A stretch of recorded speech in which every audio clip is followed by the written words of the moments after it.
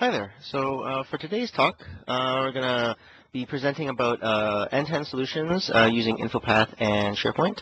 My name is Anson Hidajat, and I'll be talking to you today about a few techniques of how to build these solutions using InfoPath and SharePoint. I have a lot of demos to get through, so hopefully those will help kind of illustrate how these work in terms of these concepts. But these concepts are also very high-level concepts on how to build these solutions. So, but if you're interested in more detail, we Qdabra have webinars that we offer every Thursday morning, so look into that. And these webinars, we cover a whole range of topics from stuff from our products to anything to do with InfoPath and SharePoint. We have a new topic every week, so feel free to check that out. But if you can't attend those webinars, and they're completely free, by the way, but if you can't attend those webinars, we do post those webinar recordings on YouTube, as well as a bunch of other video tutorials that we do as well. So go and check out our YouTube channel for more information on that. But otherwise, we'll be talking about building end-to-end solutions using InfoPath and SharePoint. And with that, let's just dive right in. So I wanted to just first off talk about solutions a little bit. Now, obviously, solutions are meant to solve problems in the workplace, but these can range from a very wide variety of problems. But with today's technology, with InfoPath and SharePoint, we can store assets in SharePoint. We can manage ticket requests. We can manage or route documents to managers for feedback. Pretty much all with relative ease. InfoPath and SharePoint are great tools when it comes to building solutions. Sometimes people build solutions only in InfoPath, but you have to remember that solutions are more than just forms. There are a lot of components that kind of combine together to create a full solution. You can include stuff like workflow, web pages, reporting, notifications. Those are just a few that I listed out on the slide here. But perhaps the most important of all, solutions can help automate a day-to-day business process. At the end, it saves you time and money, and your organization could be potentially more efficient as well when you start introducing automation to these processes. So we'll dive a lot deeper in sort of the details of this a little bit later on in the presentation. So I want to kind of preface this with talking a little bit more about some of the technologies we'll be focusing on in this presentation. So the first one is InfoPath. InfoPath is a great forms application. It's very rich. You have a lot of control over the look and feel. You have tables, sections at your disposal, as well as kind of being able to customize your theme, fonts and everything. It's a very rich application, which is great. Not a lot of forms applications out there let you have that sort of complete control. So InfoPath is really, really great at that. Another thing that's really great about InfoPath is all the rules, the underlying rules that are built in. You can build in pretty much any custom logic that you want into InfoPath. They did some work in 2010 to make it a little bit easier to manage. You can copy rules. But what's really great about rules is that it really helps drive kind of, like I said, the business logic of the form. And there's so much that you can do with rules to make it a very smart form. One of what I believe is one of kind of the unsung features in InfoPath is really the XML that kind of is the underlying technology of what InfoPath uses in order to kind of save out its data. InfoPath saves out to XML. And what's great about this is that it's, it can be, you can take the XML, you can consume it from a third-party application, you can do reporting on it, for example, afterwards. So what's really great is that, even though InfoPath is kind of its own type of thing, its template, really it's kind of the means of gathering the data, and then it outputs this XML file, which then you could take and you can use it in so many different ways beyond InfoPath itself. So it really lends itself to third-party applications very well. And there's a whole list of things that you can kind of name off: secondary data connections to lists, or SQL, for example, controls, and so forth. But InfoPath is really, one of the best forms applications out there. With SharePoint, SharePoint's a great portal for organizations. Obviously, it's a great document repository. You can store Word docs, Excel docs, images, and so forth. But you can even manage your calendars, team calendars, personal calendars, announcements. There's lots of permissions that are built into SharePoint as well, out-of-the-box workflows as well as customized workflows. SharePoint's really, really great because it's such a unique suite of of features that there's no real direct competitor to SharePoint that's exactly like SharePoint, which is really, really great. Now, by these these two technologies alone are really, really powerful on by themselves. But if you can leverage the strength, kind of the best parts of both InfoPath and SharePoint, you can combine them together to create a really, really powerful, compelling solution for your organization.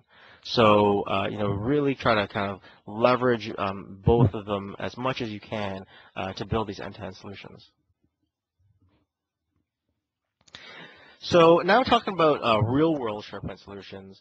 So really SharePoint at its core is made up of a lot of lists and libraries.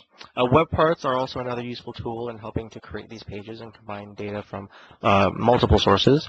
And we'll also get into web parts a little bit later in the presentation. We'll have a demo on that. But really, how do you combine these all into an application or solution that is built on SharePoint? Well, a lot of useful solutions are not something that you could just use out of the box like surveys.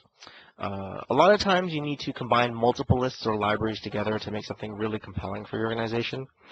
So I'm going to show you a couple of techniques in just a little bit on how you go and actually do this. With these techniques, even though they all may accomplish the same thing, there are definitely pros and cons to each. So it's really up to you to decide which one works best for you.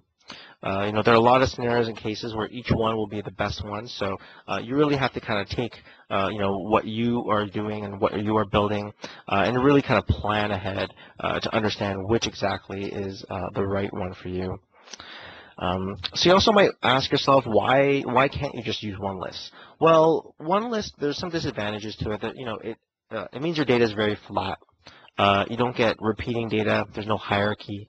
You can't manage your data a lot well. It doesn't scale very well either. So there's several reasons why you'd want to have multiple lists. It's a little bit easier in terms of your organization as well. So I think before we dive into kind of the demos and kind of talking about the different techniques here, I wanted to talk a little bit about the scenarios, which will help illustrate what kind of solutions you can build. So the first scenario here, I hope people are familiar with this, is managing request ticket scenario. So this is kind of the basic scenario here. Basically, a customer, maybe an employee, goes and fills out a request ticket. Now, this request ticket could be any different kind of request ticket. It could be a help request, purchase request, leave request, and so forth. Once this ticket is created, it's now sent to what I call the approver. It could be sent to a manager. It could be sent to some sort of triage committee. But then whoever it's sent to, they receive a notification. It could be email. It could be some sort of dashboard notification that they have. And that says that, oh, yeah, hey, you have a new ticket on your plate. So they need to go and take action on it now. It could be approving the request. It could be giving feedback. So here, imagine they had to approve the request form. Maybe they want to send it back for more info to the customer. That's also possible. So say the approver says, okay, great, approve the form. Now the customer needs to be notified of what the outcome is. So they get another notification, say an email. And then now it kind of comes full circle. The customer has his request fulfilled, and maybe they need to go and fill another request, and kind of go through this process over and over again. So, with this kind of process, this is kind of the very base case, the very simple case. You can have, many different approvers, for example. The approvers can be kind of serial in the sense that you can have maybe your manager get approval from your manager first, and then afterwards you need to go and get approval from your VP and so forth. That's called serial. Maybe you want it in parallel. Maybe there are multiple approvers that you want to send to at the same time. It doesn't have to be one person first and then the next person. So roles play a really key part in this process. I mentioned notifications, and notifications are very important. You can have reporting. You can have forms filled out in each of these steps. So you can have many different kind of, you can tweak this scenario as much as you want to kind of cater to what you need. In the second scenario, and actually I do have a demo about this particular scenario that we'll talk about in just a little bit. But basically, this is a little bit different than the first one. This is a course lookup scenario. You are not actually filling out any information in this scenario. You're actually just looking up some stuff. Imagine it's like a catalog or an information database. But suppose I have a bunch of courses that I offer, and obviously these courses have information details of what is being offered in each of these courses. So I have a list of all my courses, and instead of having to go and switch, clicking on a course and then bringing up a modal dialog to show the details in the course, wouldn't it be great if I had all the courses listed on the left-hand side and then all the details kind of show up on the right-hand side without having to go back and forth? So I click on a course on the left-hand side, and then it shows me the details of that course on the right-hand side while still being able to see the list of courses on the left-hand side. So I'll show you how to build that here in just a second. Some people will say call it a dashboard interface is what we're building here.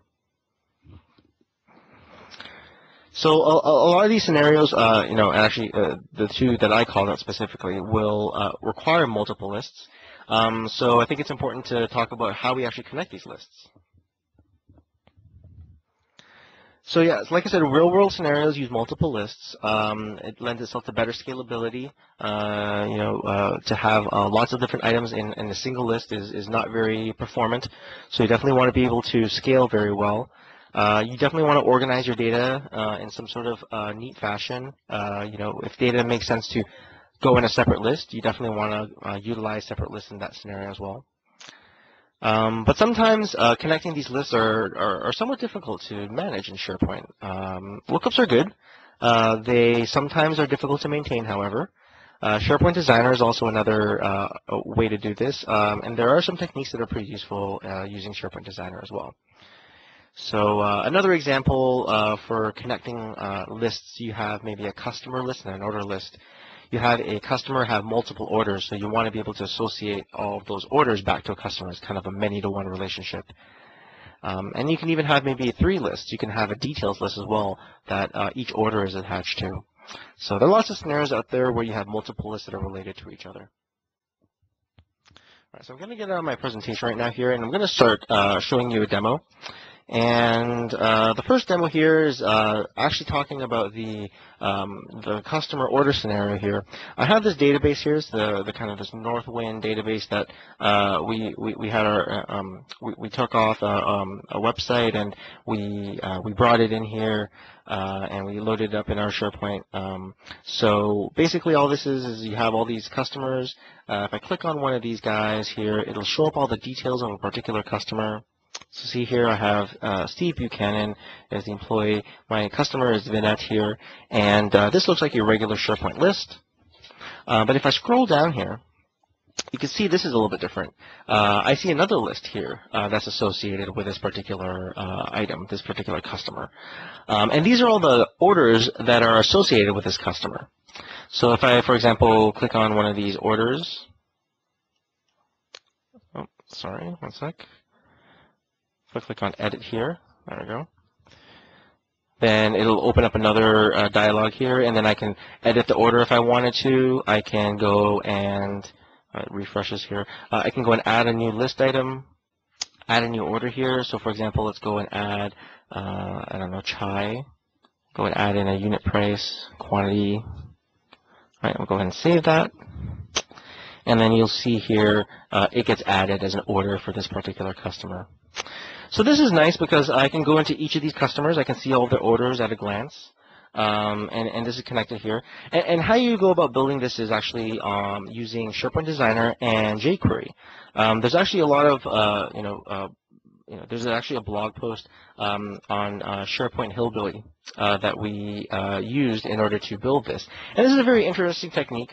Again, it uses jQuery and a little bit of SharePoint Designer. I won't dive into the details, but again, if you're interested in figuring out some more, go to SharePoint Hillbilly. And that's basically it. This is the kind of the order to customer scenario here. Okay.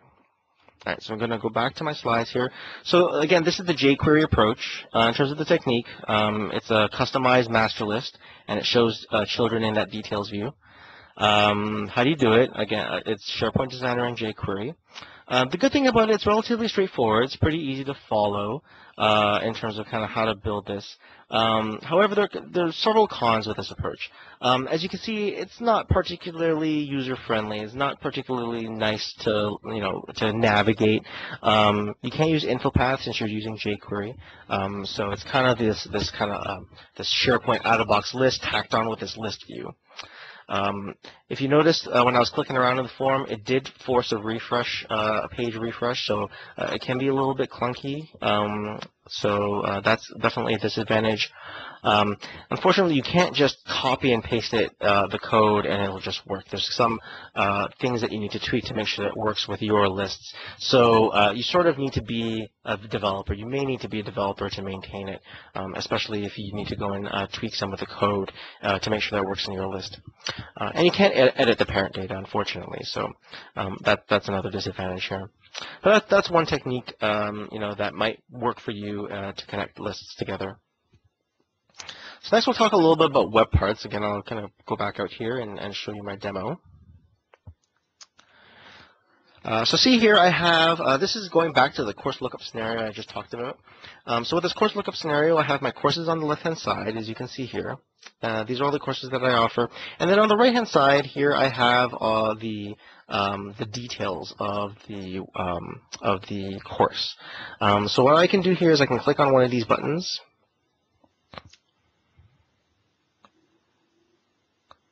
Might take a little bit of time to refresh here.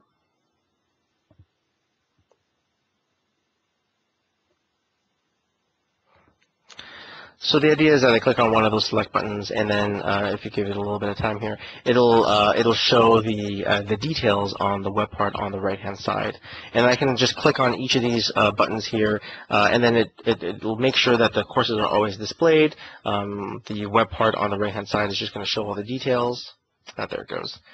And I can keep going, and then it'll show me the courses here without having to go into the kind of the modal dialog, and I lose the list of courses. So that's really nice. This is actually really easy to build. I can kind of quickly go over how this is built. Looks like SharePoint is a little bit slow today, so I appreciate your patience. So here we have our web part page. And it's pretty simple. All you need to do is just add my web part. So if I click on Add Web Part here, I have my list of libraries. There's all these out-of-box web parts that you can do. But all I did was I added my courses web part, which is pretty simple. And then my courses web part is added to the left-hand side. And if I edit my web part here, it's going to show the default view to begin with. It's going to show all the description and the start date, and I don't want that. I just want it to be a simple title view. It kind of defeats the purpose of this master detail type of relationship if I show all the course descriptions. So what I did was I actually created a simple view. And the simple view, all it shows me is just the title, and that's it. So I created that beforehand. So all I did was make sure that I set it to the simple view, and then click OK, and then now I get this nice courses view on the left-hand side here. The select button is not going to appear right away, and that's fine because once we create the part-to-part connection, which actually connects these two web parts, that's going to then appear. So that's the list web part side of things. The second part is the InfoPath form web part. Now the InfoPath form web part, all you need to do here is then add a web part. And if you go to Forms, there's an InfoPath form web part, and you click on Add. Then you're going to need to click on a link to bring up the tool pane, and the tool pane will look like this right here. And then all you need to do then is pick your library or list or library. It's the same list as the courses. I just customized the list in InfoPath, and I created a separate display view. And in this display view, I just made it all read-only. So it's a little bit different than the edit view. I used calculated value controls and text boxes in order to create this read-only view. So that's why here for views, I have this display. It's not the edit item view. And then I just use that, and then I click OK. And then that's it. That's done. I added my InfoPath form web part. Pretty simple. The last thing you need to do is actually connect the two web parts together, and that's really, really easy. You just bring up this contextual menu. There's a connections drop down here. Select that. Get form from. And it's going to show all the web parts on the page that you can actually get the form from. And luckily for us, there's only one on the page here. It's courses, so you just click on that, and then that's it. And that's very simple, and it'll actually go and connect the two web parts together exactly the way that I have showed you here. So this is a great example, going back to my slide here, this is a great example of a codeless technique. You don't need any code at all to get these two web parts to connect to each other. You know, you connect a list web part to another list form, you use part-to-bar connections, that's pretty much how you do it.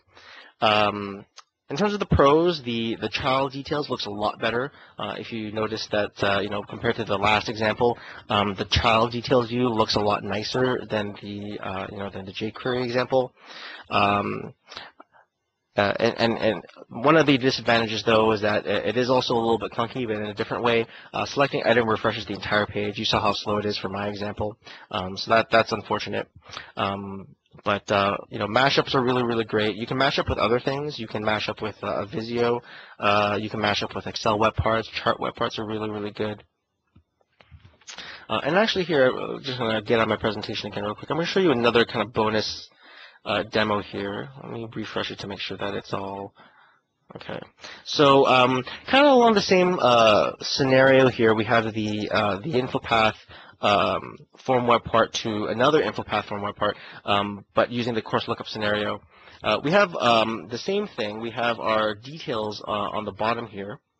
But here at the top, what you have is a drop-down that shows all of the courses, and the courses here are can be filtered using this term and year. So the same thing happens when I select one of these drop-downs.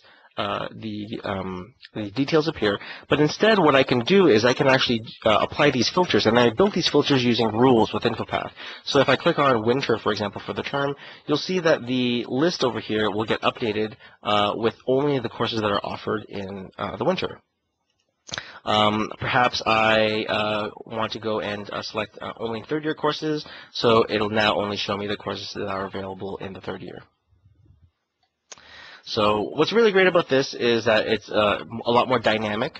You have your filtering in InfoPath, to the InfoPath form web part, and you could basically use these rules to build a lot of these, you know, these kind of filtering. You can do some search, for example, altogether. So that's really, really great about actually using an InfoPath form web part as opposed to a list web part. Okay, and the final technique we'll talk about is actually in InfoPath itself. So I have another example here, another demo. Let's refresh this page.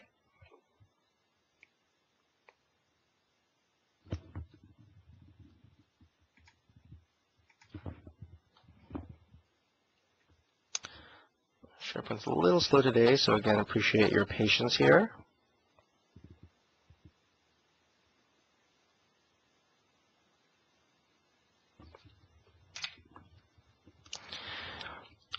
All right, so here, the idea with the InfoPath scenario, or the InfoPath way of doing things, is that it links two lists together using just InfoPath itself. So as you see here, I have a form. I have a customer. This is back to the customer order scenario again. So I have my drop-down with the customer. So let's go and pick, let's pick Puget software here. And it's going to do some queries here. And if I click on this button, it's going to load up the data for this particular customer. So you see here, it loads my company name, my ID, my customer contact.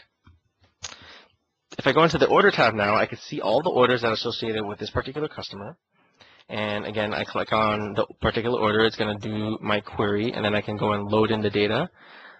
There could be some improvements to this form. I could just load the data automatically instead of having to press this button, but we'll just, this is just for a demo for now. So you can see here, I showed the order details now, and there wasn't any refresh, which is really nice. You see that sending data to server, so it's a nice kind of partial refresh. It's not as in your face.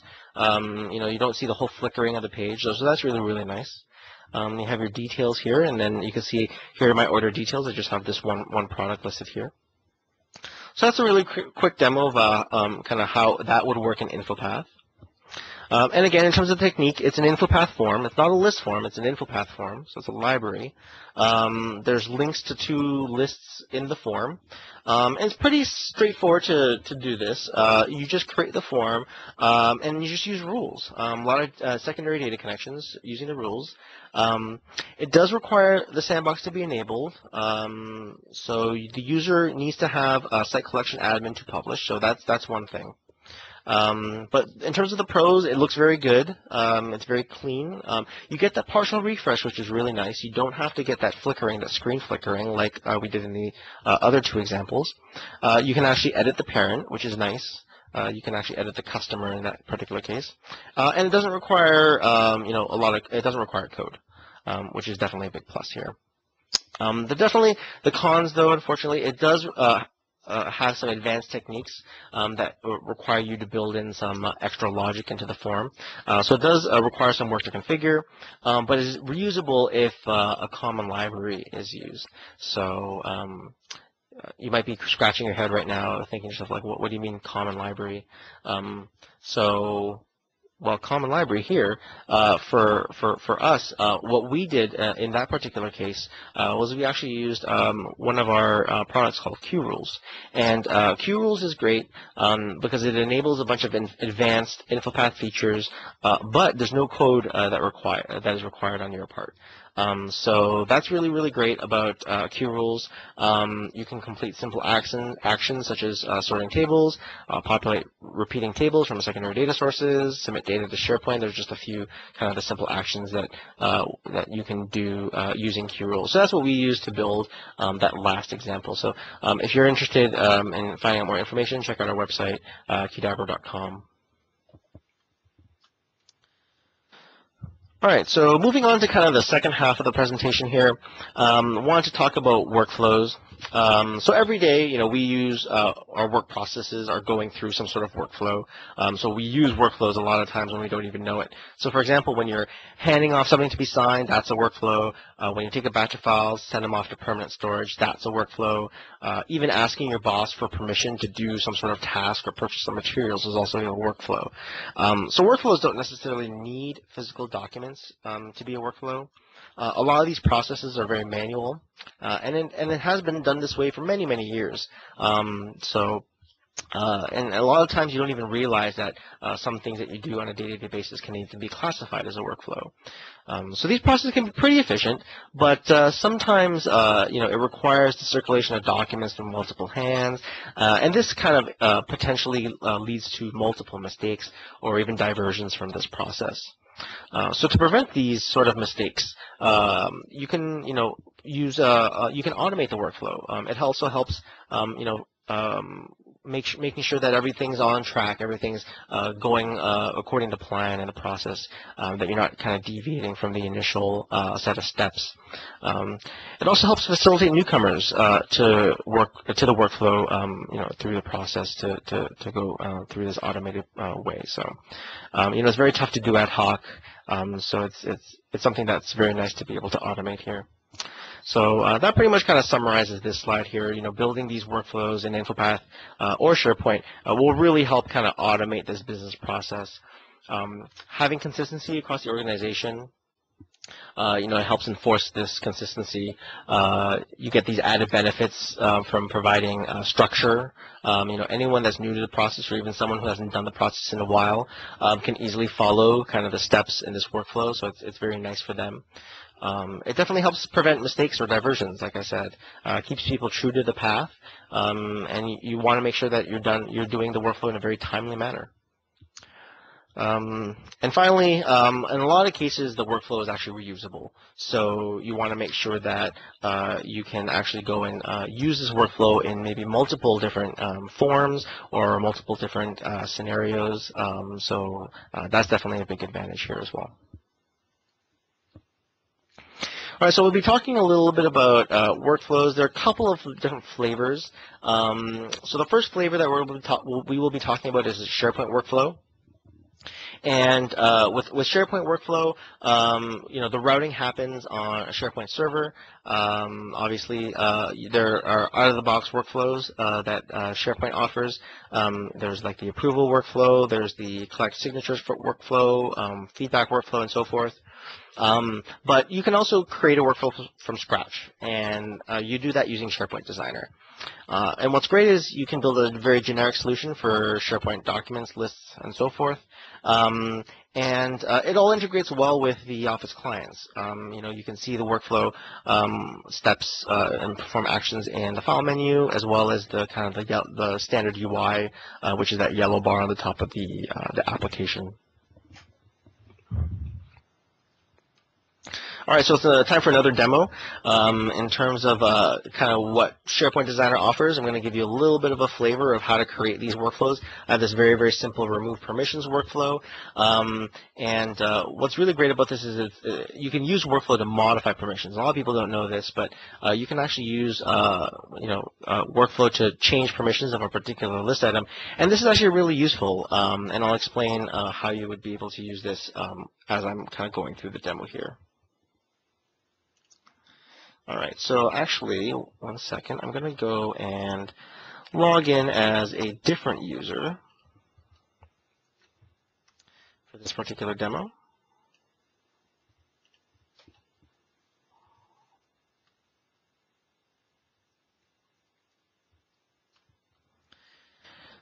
All right, so here I'm in this this list as Joe user here. Joe user is just your regular employee. He doesn't have full control. He only has contribute permissions to this particular list. So I'm going to go in and add a new item into this list.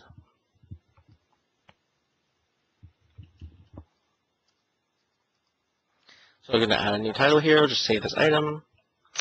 Great, so you see this item is now added, my demo for Joe. I have a remove permissions workflow attached to this particular item. So when it's created, it'll kick off this workflow. You can see here it's in progress, so I can click on in progress, for example, and I can see what the status of this workflow is, for example. I can see any tasks that were generated because of this workflow. You can see there's a note here. It says, due to heavy load, this workflow might be a little bit slow, so that's fine. So let's go and maybe refresh to see if the workflow is done. Great, workflow is done. It says completed. Now what I do is if I go into this actual item, if I open it up, I can see my item, but notice here on the top left-hand corner, I can't edit the item. So the workflow, what it did was it removed my privileges. So it changed it so that I can only view my item. Now, how is it, like when would this actually be useful in the real world? Well, maybe if you have like a help desk request or some sort of request form, a user can go and fill out a request ticket, send it off, but you don't want them to actually modify any of the information in the form. You want them to actually, maybe you want them to see it, but you don't want them to modify it. So then after they send it, you just remove permissions, you set it to only view only. You can see here, I can see all the information that I created, but I can't edit it. And then maybe I can then send it back for more information, then they can edit it, but all that can be managed in the workflow itself. So this is a very, very simple example. I'll open up here SharePoint Designer. I have here the workflow. Here's my remove permissions workflow. It's pretty simple. All I need to do is I used an impersonation step. That's very important because the contents of the step are going to be run as the workflow author. So a lot of times the person who's actually filling out the form, they're not going to have the rights to modify permissions. So it's important to use an impersonation step. And you'll see that the actions that are available in impersonation steps are going to be a little bit different. In a regular step, you're not going to get these permission actions. So I use the replace action here. It's very easy conditions here, and there's a replace list item permissions. And as you can see here, all I did was I gave the person view only privileges, and so I can pick whichever I want here. So in this example, I use view only. And I need to specify who I want to grant these permissions to. Luckily for me, I can just go user who created the current item, add that. That's what this created by is. So that's really easy. And then I just click OK to confirm that that's what I want. And then finally, this last one here, I want the current item. That's the item that they created. I can change the permissions of another item in a separate list if I wanted to, so that's definitely an option. But for this one, it's pretty simple. I just want current item, which is the default. So I just click OK there. And that's pretty much it. You just publish it, and then we're good to go.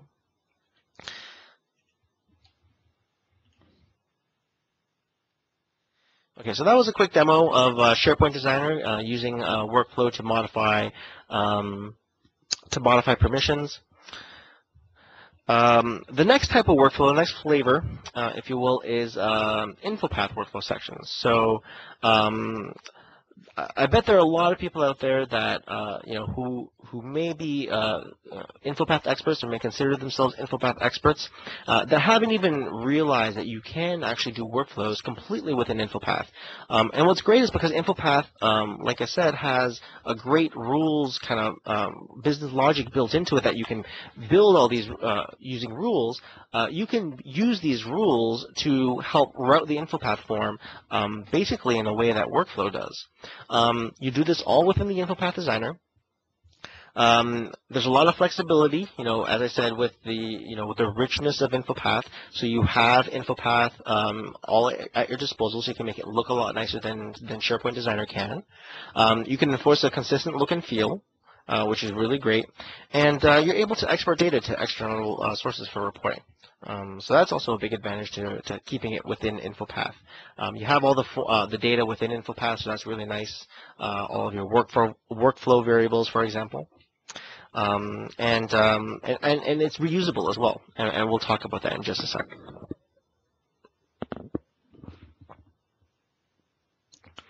So I mentioned the reusability part of things. What is this workflow section? So workflow section is really great because you can have a template part. This is an InfoPath template part, and you just use this to kind of help create the workflows. It's a custom control in the InfoPath Designer. It's easy to add. You just drag and drop the control into the form, and it's just automatically added. It's great because it comes pre-configured with a bunch of stuff like the schema, layout, and so forth. So you don't have to remake it every single time. You make it once, and then you can reuse it across multiple forms. And it includes many things like current assignment, history, rules for how to route the form, and so forth.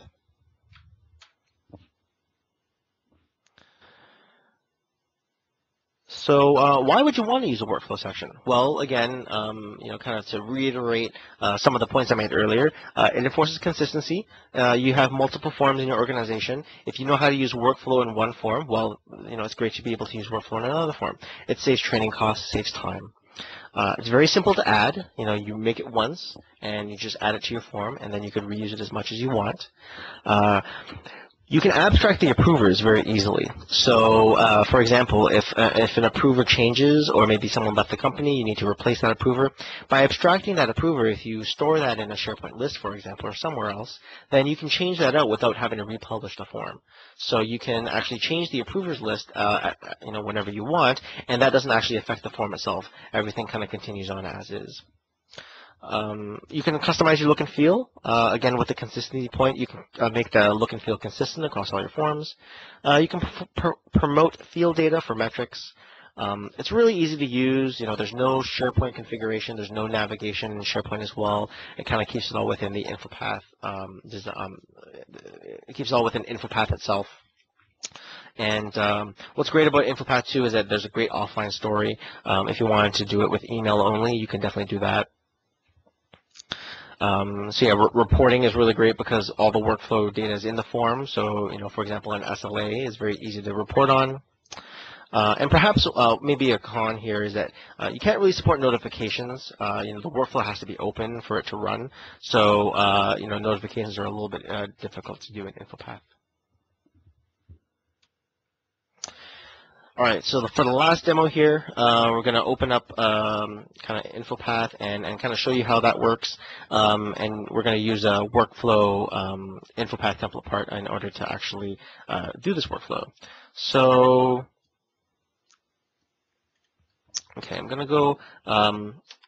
Now I'm going to have different hats here. I am Joe user again, and this is the sort of employee. And then I'm going to switch back hats to Anson, who is the approver in this particular scenario. So I'm going to go and create this form. So here's a form. I'm going to say this is my request. And I'm going to say, please approve my request. Okay, great. So we'll go ahead and submit this form. This is my request form. It's very simple. So great. So you'll see here that what I did in this form is I actually made it submit to a separate library. It's not in this library. So you can, if I change over to the submitted library, here's the new item that I just created. So I added this item here. This is the one that Joe user just created. So it looks good. So now again, I'm going to go and switch hats here. Now I'm going to be Anson. I'm the approver. So I can see here that Joe user created this item. Okay, looks good. So I'll open up the form. And I can see here that, okay, well, the status was submitted. Here's my request from Joe user. If I switch back here to Joe user's view, if I go and open this item, you can see here it says your form is waiting for approval. So it's a little bit of the view is a little bit different than what I see as Anson as the approver. Because I'm Joe user, I only see this view. I can view my details, the ones that the details that I filled out, but I cannot actually go and edit them, which is exactly what I want. All right, so back here as Anson, I can say, okay, great, this is approved. And then I'll just go ahead and approve it.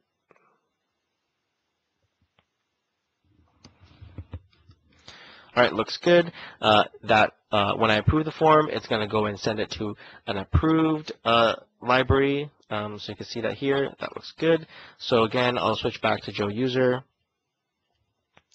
And I go to my approved library. I can see, oh, okay, looks like my request was approved. I'll open it up, and then it says here, your form has been approved, because it recognizes that the status is approved, so it shows me what the current status is.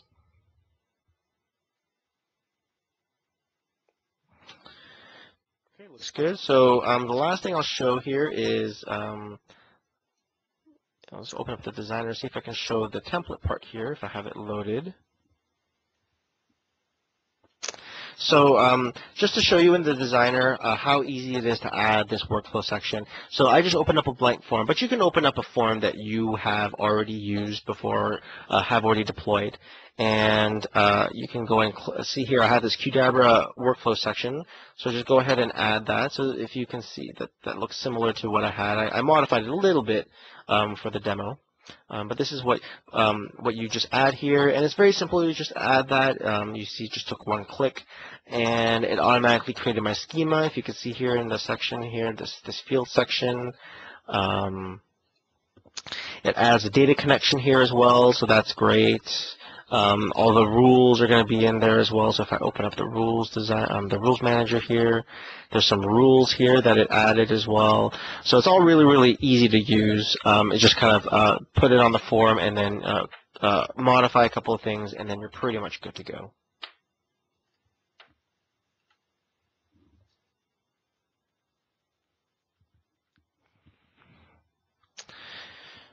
All right, so just to kind of wrap up my presentation here, I wanted to wrap up with a couple of topics here. In terms of reporting, I mentioned that earlier. Reporting is definitely a big question that we get in terms of how you do reporting on solutions like this. There's several options. You can definitely use InfoPath for very simple reports. Just create an InfoPath form that pulls in multiple lists and does filtering. QRules really helps with this as well. Excel, you can export your SharePoint lists to Excel and play around. You can appoint your Excel to a SharePoint list. You can point it at SQL as well. Excel services, pretty much the same thing as Excel, except it's in the browser. Access, you can point it at one or more SharePoint lists. You can point it at SQL, create a report that way. You can use web parts. You can use SharePoint data view web parts, point it at lists, create a customized view. You can have grouping, filtering using SharePoint Designer. You can point it at a database, can create a custom view in SharePoint Designer as well. And finally, SQL reporting services, basically create a SQL report, put it in the browser. So there are many options that you can use in order for you to do reporting on any of these solutions.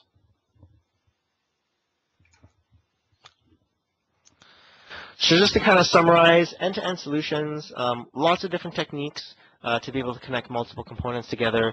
It's great to be able to pull data in from multiple sources. That definitely helps. There's lots of different ways to do this. As I showed you, there's many different techniques.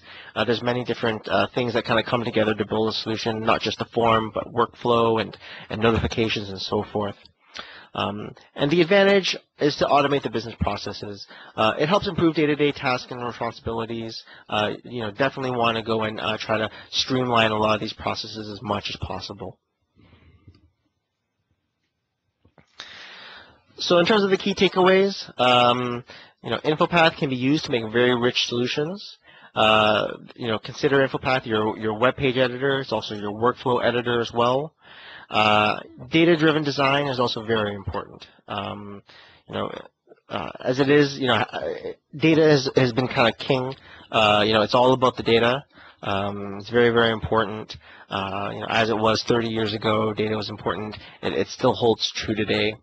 So to have the parent-child relationships are really, really important. To have that connection between the lists is very, very important. You need to be able to connect multiple lists together. But the key here really is the data driving your design. So two important key takeaways from this presentation. That pretty much wraps it up for me. I hope you enjoyed it. Thanks for watching this video.